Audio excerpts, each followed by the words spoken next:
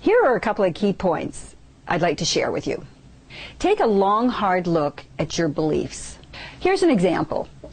I worked in IT for over 22 years and worked for a number of software development companies. And I set these unrealistic expectations and high standards for myself that for me to be really effective when I started with them, that I had to know everything almost immediately. And so I would study, I would be working at night trying to learn everything, all their software applications, like absolutely everything.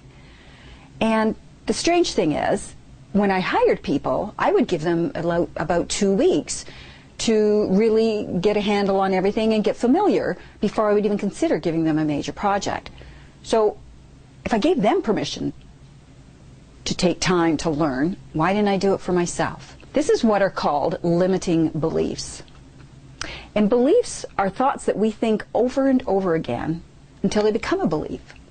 So therefore, our beliefs can change.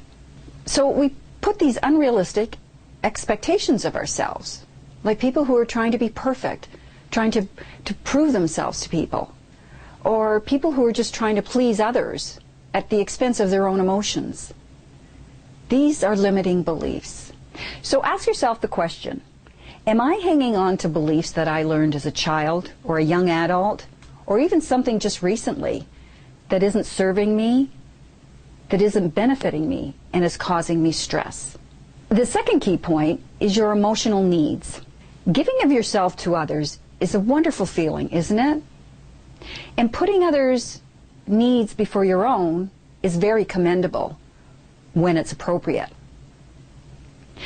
And if you're doing those things without any feelings of guilt or obligation, then that's a healthy choice. But if you're not, if you are doing these things, giving of yourself out of obligation or guilt, then that's what drains us. It starts draining our emotional energy.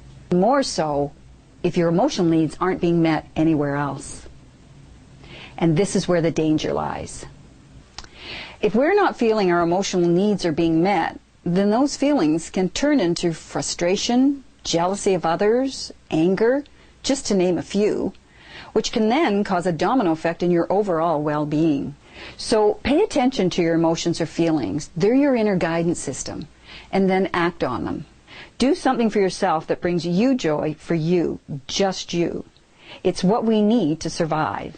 So I ask you, what gives you joy in your life?